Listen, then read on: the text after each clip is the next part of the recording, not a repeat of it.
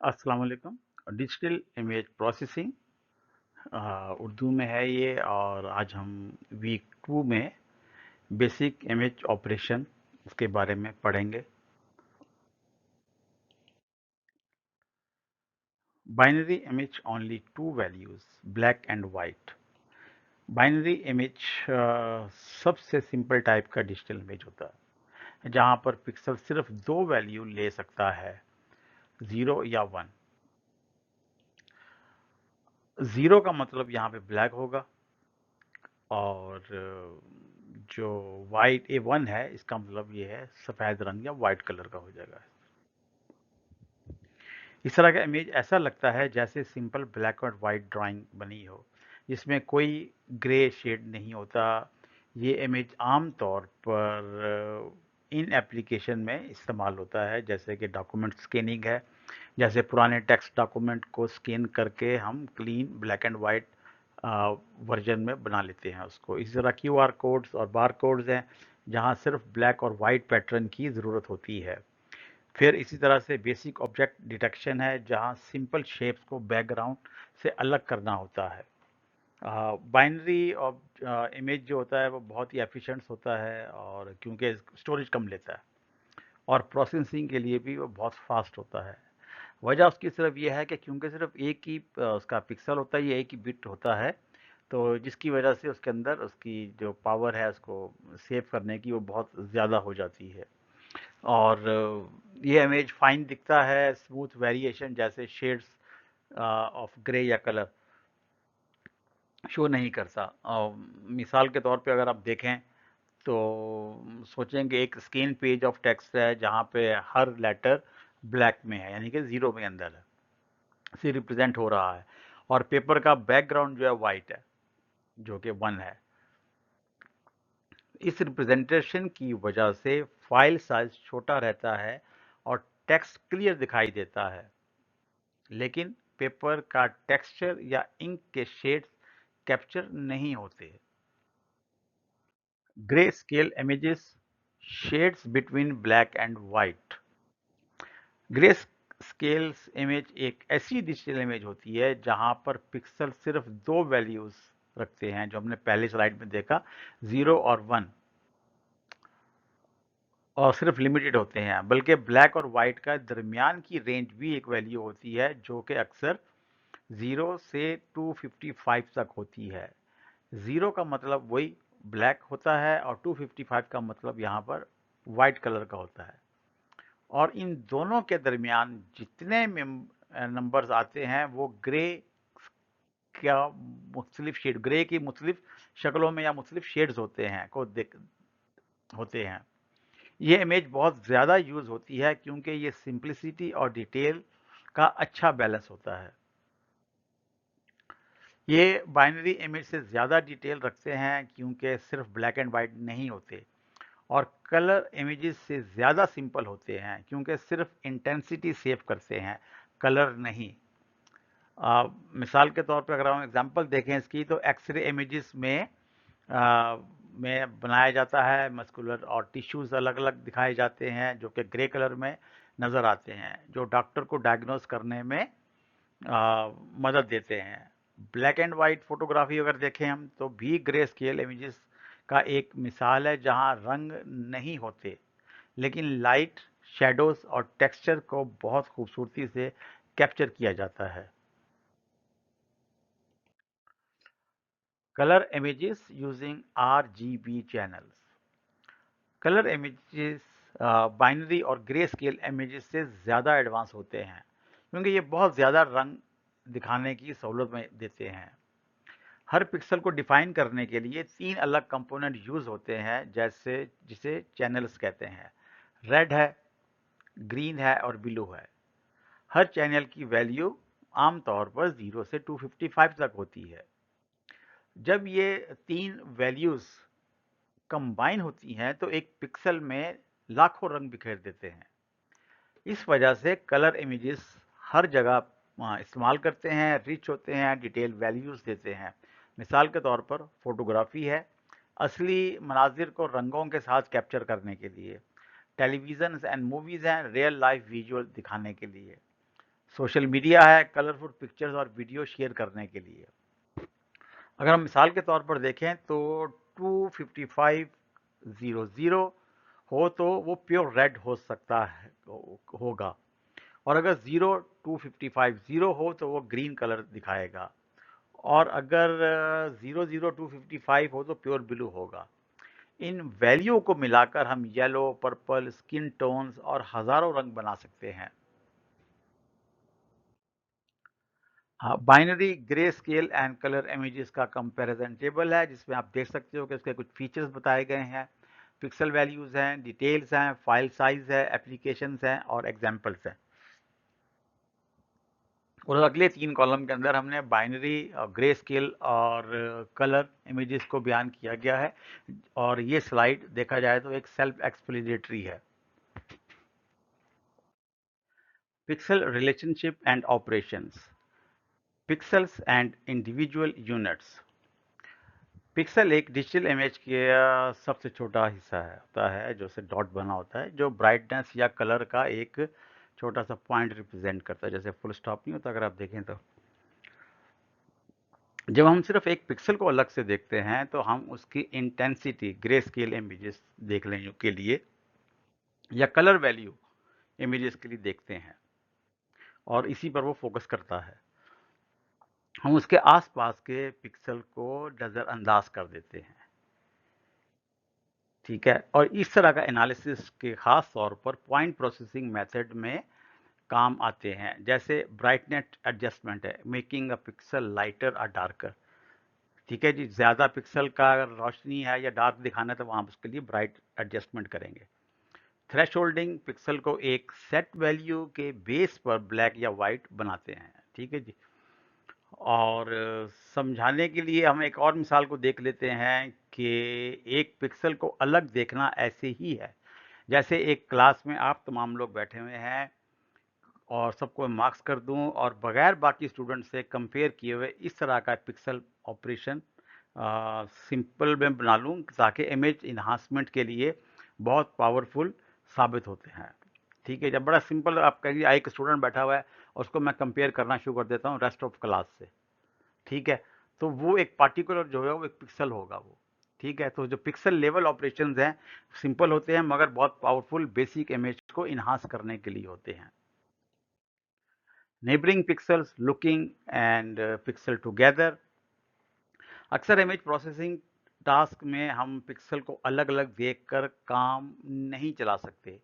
एक single pixel सिर्फ एक वैल्यू देता है, लेकिन जब हम उसके अपने नेबरिंग पिक्सल के साथ देखते हैं तो इमेज में पैटर्न आ जाता है। ज़ाहिर है कि एक सिंगल देखेंगे तो हमें शायद अंदाज़ा कुछ नहीं हो रहा होगा, लेकिन हमने 2 पिक्सल बनाए, 4 पिक्सल बनाए, 10 पिक्सल बनाए, और आपने देखा होगा बच्चों का एक छोटा सा होता है जिसमें वो तस्वीरों को जोड़ते हैं, तो यूँ समझे कि वो भी वहाँ भी एक पिक्सल की एक कड़ी है। तो आप देख सकते हैं कि जैसे एज डिटेक्शन है, कोई ऑब्जेक्ट का बॉर्डर फाइंड करने के लिए हमें देखना पड़ता है कि एक पिक्सल अपने आसपास के पिक्सल से कितना डिफरेंट है, ठीक है। टेक्सचर एनालिसिस जो है वो जैसे दीवार के ब्रिक्स के ऊपर या कपड़े नहीं बनाते हम, जैसे उसको सीते हैं तो एक तो कर करके, तो ये तभी पहचानी जा सकती हैं जब हमें नेबरिंग पिक्सल को साथ में स्टडी करते हैं, देखते हैं कि वो किस तरह से बना हुआ है वो। और अगर हम नेबर्स को इग्नोर कर देते हैं तो इमेज का सिर्फ नंबर ही एक कलेक्शन रहता है, लेकिन जब पिक्सल के दरमियान रिलेशनशिप को समझा जाए तो इमेज मीनिंगफुल और स्ट्रक्चर बन जाता है।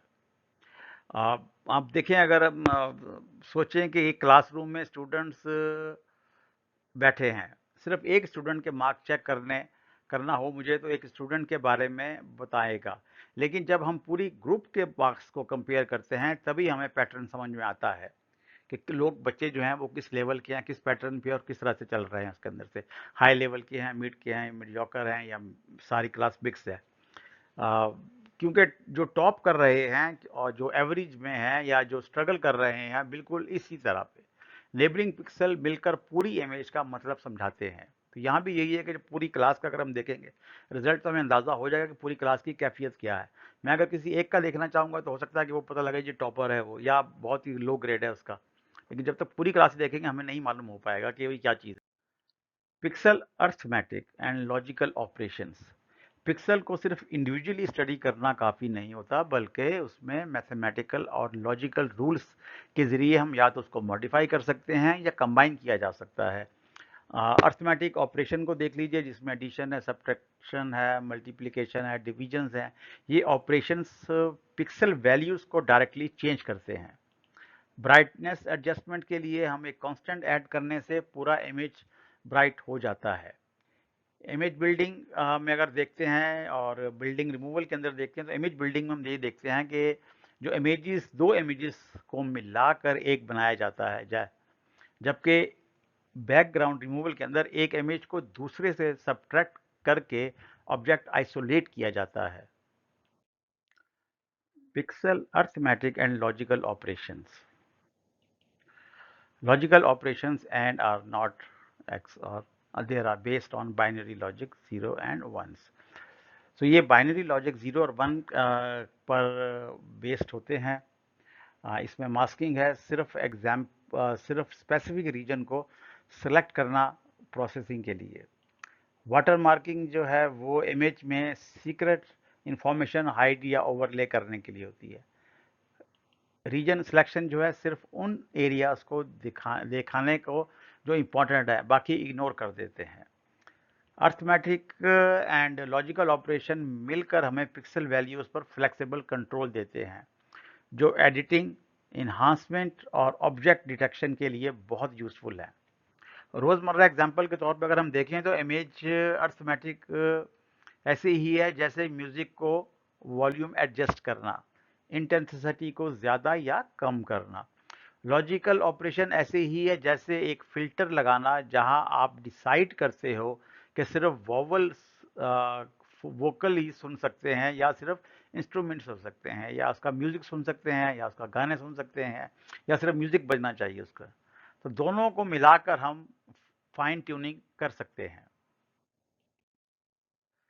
कंपैरिजन है arithmetic versus logic pixel operations हैं। यहाँ भी उसके एक्सपेक्ट्स बताए गए हैं, definitions, basic types, effect on images, examples हैं, एप्लीकेशंस हैं और एवरीडे एनालॉजी है। तो दोनों जो हैं वो बहुत ही सेल्फ एक्सप्लेनेटरी है। तो इसको जो पहले बात बताई हमने, चीज़ें जो जिक्र किया है, उन्हीं को यहाँ पे एक समरी के तौर पर पेश किया गया है। Point processing intensity transformation. Brightness adjustment का मतलब ये है कि तस्वीर की रोशनी या अंधेरापन चेंज करना मॉडिफाइड पिक्सल की इंटेंसिटी वैल्यूज है। अगर हम हर पिक्सल में कांस्टेंट वैल्यू ऐड कर दें तो तस्वीर ज़्यादा रोशन हो जाती है, और अगर हम कांस्टेंट सब्ट्रैक्ट करें तो तस्वीर ब्लैक हो जाएगी, डार्कर हो जाएगी। ये एक पॉइंट प्रोसेसिंग ऑपरेशन है, क्योंकि इसमें हर पिक्सल अलग से मॉडिफाई होता है, बगैर नेबर्स को चेक किए हुए। मिसाल के तौर पर आप सोचें कि आप एक रोशनी वाली रूम में बैठे हुए हैं। ब्राइटनेस बढ़ाने से चेहरे और ऑब्जेक्ट क्लियर नज़र आएंगे, और अगर फोटो बहुत ज़्यादा सनलाइट में ओवर एक्सपोज है तो ब्राइटनेस कम करने से छुपे हुए जो डिटेल्स हैं या चेहरे हैं वो सामने नज़र आ जाएंगे। इस तरह ब्राइटनेस एडजस्टमेंट की एक सिंपल लेकिन पावरफुल तरीके से तस्वीरों की विजिबिलिटी और क्लैरिटी बेहतरीन बनाता है। तो ये जो इंटेंसिटी है और जो इसके अंदर कांस्टेंट वैल्यू ऐड करते हैं अप या माइनस करने से, वो इसमें तस्वीर को एक रंग भरने में या एक उसको बेहतर बनाने में उसको मददगार साबित होती है। तो अब देख सकते हैं कि जो इसकी ब्राइटनेस एडजस्टमेंट है वो सिर्फ उसी सूरत में मुश्किल है जब मुश्किल है या ब्राइटनेस मुमकिन है कि अगर उसकी विजिबिलिटी और क्लैरिटी जो है वो बहुत ज़्यादा नुमाया हो जाए। अगर पिक्चर के अंदर ये चीज़ें नहीं है, ना उसकी विजिबिलिटी क्लैरिटी है, तो अल्टीमेटली हमें need to modify them. Contrast stretching making details clearer. Contrast stretching एक टेक्निक है जो इमेज के डिटेल्स को बेहतरीन तौर पर दिखाती है। जब ज़्यादा पिक्सल वैल्यू ही एक रेंज के पास होती है, जैसे मिडिल रेंज के अंदर, तो इमेज डल या फीके रंग का लगता है इसके अंदर से। और अगर वैल्यू पूरी हो, 0 से लेकर 225 तक हो, पहले वैल्यू दी हो और डार्कर एरिया की तरफ ज़्यादा होगी तो 0 होगा, और अगर 255 की तरफ है तो वो उसका वाइटिश की तरफ उसका ज़्यादा रंग चला जाएगा। इससे लाइट और डार्क के दरमियान फ़र्क भी पता लग जाता है कि तस्वीर कितनी क्लियर और कितनी वाज़ेह तौर पर है। इसी तरह से अगर हम उसकी मिसाल के तौर पर अगर देखें हम, तो एक पुरानी फीकी तस्वीर को अगर हम देखें जो बिल्कुल फ्लैट लग रही है और उसमें क्लियर क्लैरिटी नहीं आ रही, तो कंट्रास्ट स्ट्रेचिंग लगाने के बाद वो तस्वीर नई, वाज़ेह और ज़्यादा अच्छी लगने लगेगी आपको। ये तरीका मेडिकल इमेजेस के अंदर जैसे एक्स-रे या एमआरआई, सैटेलाइट तस्वीरों के और फ़ोटो एडिटिंग में बहुत ज़्यादा इस्तेमाल होता है।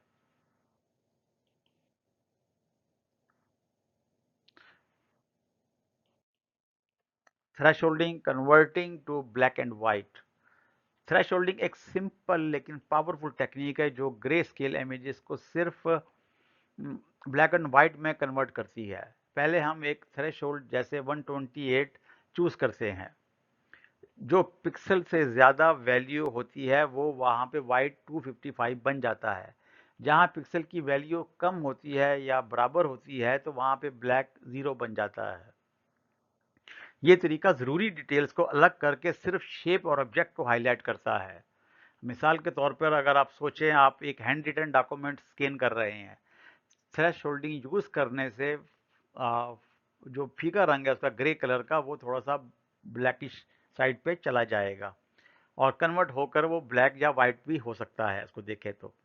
इसी तरह से लाइसेंस प्लेट की रिकॉग्निशन में थ्रेशोल्डिंग नंबर्स और लेटर्स को बैकग्राउंड से अलग कर देते हैं, जैसे वो क्लियरली समझ में आता है। आपने देखा होगा अगर आप जाएं किसी बड़े शॉपिंग मॉल के अंदर तो वहाँ पे जो कार पार्किंग का एरिया है वो वहाँ पर आपके स्कैन करता है और आपको नंबर मिलता है, ठीक है जी।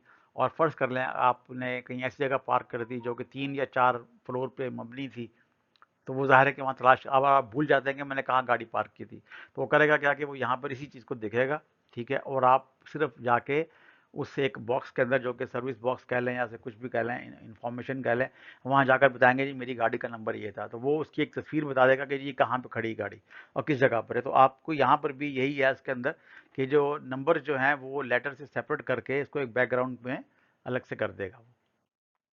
Negative transformation inverting an image. Negative transformation एक ऐसा प्रोसेस है जिसमें हम तस्वीर की ब्राइटनेस वैल्यू को उल्टा कर देते हैं। ब्राइटनेस पिक्चल डार्क बन जाते हैं और डार्क पिक्चल ब्राइट हो जाते हैं। मैथमेटिकली ये फार्मूला से होता है, नया पिक्सल 255 माइनस पुराना पिक्सल। इस ट्रांसफॉर्मेशन का रिजल्ट होता है और एक अपोजिट या उल्टा वर्जन तस्वीर का होता है। इसी तरह से अगर हम देखते हैं उसको एग्जाम्पल के तौर पर, तो पुरानी फिल्म कैमरा का एक फ़ोटो नेगेटिव सोचिए ज़रा। कभी आपने अगर नेगेटिव देखा हो, आपको शायद याद हो या कभी शायद ना देखा हो, पुरानी तस्वीरों में घर जाके देखिएगा आप।